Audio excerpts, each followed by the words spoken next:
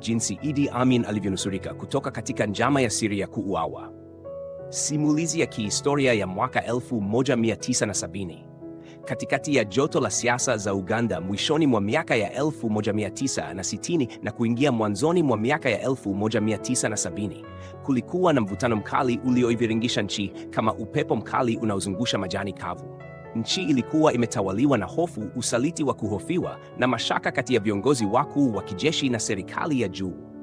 Na katika moyo wa mvutano huo kulikuwa na watu wawili wenye nguvu na ushawishi mkubwa: Rais Apollo Milton Obote na Jenerali Idi Amin Dada, kamanda mkuu wa vikosi vya ulinzi wa Uganda. Lakini ndani ya upepo huo wa hofu na fitina kulizaliwa tukio moja la kushangaza ambalo limeendelea kuzungumzwa kwa sauti ya chini hadi leo. Tukio ambalo lilikuwa karibu kabisa kubadilisha historia ya Uganda siku nyingi kabla ya mapinduzi rasmi. Hapa ndipo tunapomfuata David Oyite Ojok, afisa kijana mwenye uwezo, jasiri na mwaminifu kwa serikali ya wakati huo. Kijana huyu, kwa mujibu wa simulizi nyingi za kihistoria, ndiye aliyesimamia njama iliyolenga kumwondoa Jenerali Idi Amin kabisa katika mwezi wa Desemba mwaka 1970. Utangulizi wa mvutano. Katika kipindi hiki, mambo yalikuwa mabaya. Kila upande uliamini upande mwingine ungechukua hatua ya ghafla. Rais Obote aliogopa nguvu ya Amin ndani ya jeshi. Amin naye aliogopa kwamba siasa za juu zilikuwa zikisukwa ili kumtosa. Hofu ilizaa uamuzi mgumu. Watu wa upande wa Obote waliamini kuwa njia pekee ya kutuliza hali ilikuwa kudhibiti ushawishi wa Amin. Na hapo ndipo jina la Oyite Ojok likajitokeza kama mmoja wa wale waliotakiwa kusimamia operesheni ya usiku, kimya, bila kelele, bila kushangaza watu.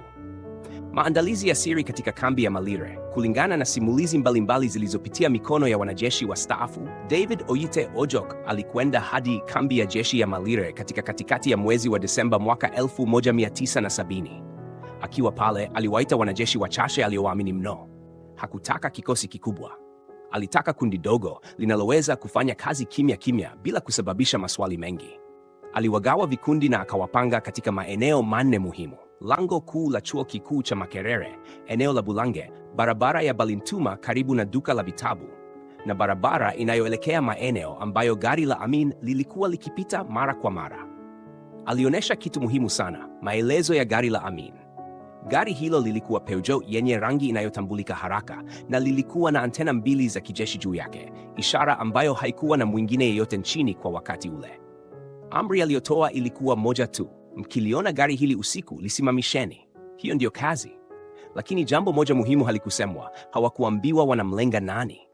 Wanajeshi walijua tu kuna gari linalotakiwa kusimamishwa kwa sababu za kiusalama.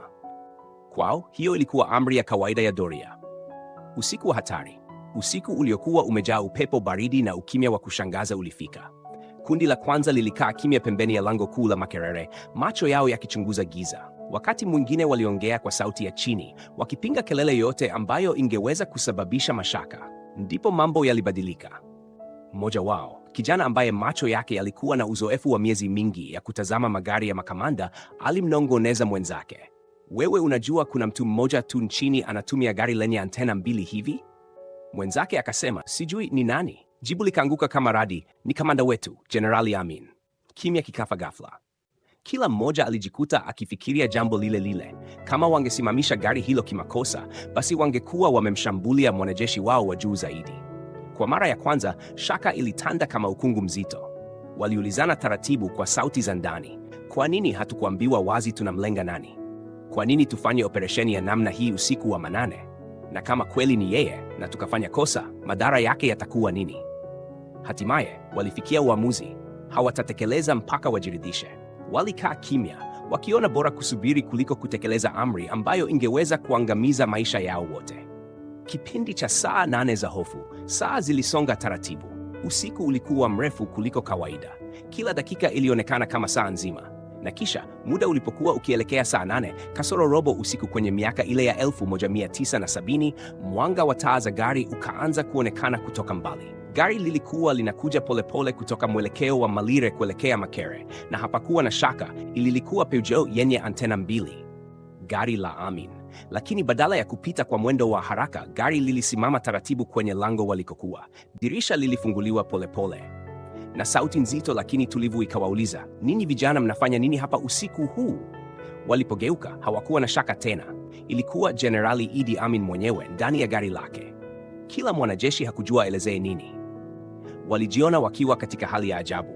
Walikuwa wamepewa amri kuhusu gari lake, bila kujua alikuwa ndio mtu wanayepaswa kusimamisha. Mazungumzo yaliyogeuza historia kwa heshima na tahadhari. Walimjibu kwamba wametumwa kufanya doria maalum, wakimchunguza mtu anayepita na gari maalum. Amin akawauliza, ni nani aliwapa hiyo amri? Walipotaja jina la David Oite Ojok, macho ya Amin yakabadilika polepole. Hakuwa na hasira, hakuwa mkali. Badala yake alisikiliza kwa makini, akachunguza maelezo yao yote, na akiwa jasiri kama alivyokuwa akijulikana, aliwaambia kitu ambacho hakikutarajiwa na mwanajeshi yeyote. Aliwaambia, pandanini, nipelekeeni huko Malire. Wakabaki kushangaa, lakini hawakupinga.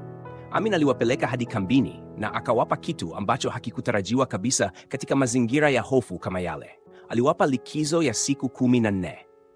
Ilikuwa ishara ya shukrani kwamba walikuwa makini, walifikiri na walichagua usalama badala ya kufanya mambo bila kuelewa. Matokeo baada ya usiku huo, usiku ule uliokuwa wa kawaida kwa watu waliokuwa usingizini, ulikuwa wa kihistoria katika siasa za Uganda. Kwa upande mmoja, njama ya siri iliyopangwa dhidi ya Amin ilishindwa kimya kimya, bila purukushani, bila mapigano, bila kelele za risasi. Kwa upande mwingine, Amin alielewa wazi kwamba maisha yake yalikuwa hatarini, na watu waliokuwa karibu na Rais Obote walikuwa tayari kufanya chochote kumdhibiti. Na kutokana na tukio hilo, tukio lililofichwa usiku, bila mashahidi, bila kamera, bila habari, uamuzi wa baadaye wa Amin ulipata mizizi. Miezi michache baadaye, katika tarehe 25 ya mwezi wa Januari mwaka 1971, Amin aliongoza operesheni ya kijeshi iliyomng'oa Milton Obote madarakani. Lakini mizizi ya hatua hiyo, kama wasimulizi wa historia wanavyosema, ilianza kikohozi kidogo tu katika upepo wa usiku wa Desemba mwaka 1970. Kwa nini tukio hili ni muhimu kwa historia? Kwa macho ya kawaida inaweza kuonekana kuwa ni tukio dogo.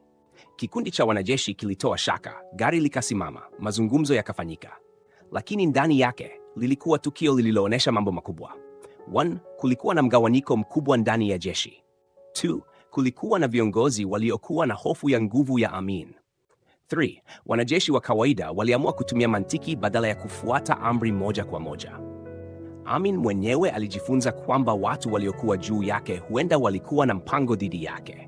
Na kwa sababu hiyo, tukio lile dogo liligeuka kuwa moja ya sababu zilizochochea mabadiliko makubwa ya kisiasa nchini Uganda. Hitimisho, usiku ule wa Desemba, usiku wenye kimya, upepo mwepesi na sauti ya mashaka, uliandika ukurasa mmoja muhimu wa historia. Jenerali Idi Amin alinukuliwa baadaye mara kadhaa akisema kuwa watu wanapopanga kunizidi, Mungu hutangulia. Lakini ukweli mwingine uliotokea ni kwamba wanajeshi wale waliamua kufikiri kabla ya kutenda, na kwa kufanya hivyo walibadilisha kozi ya siasa za Uganda kwa miaka mingi iliyofuata. Hii ndiyo simulizi kamili ya jinsi Idi Amin Dada alivyonusurika kutoka katika njama ya siri ya kunyongwa kisiasa katika mwezi wa Desemba mwaka 1970, tukio ambalo limebaki kuwa moja ya mambo ya kushangaza zaidi katika historia ya Afrika Mashariki.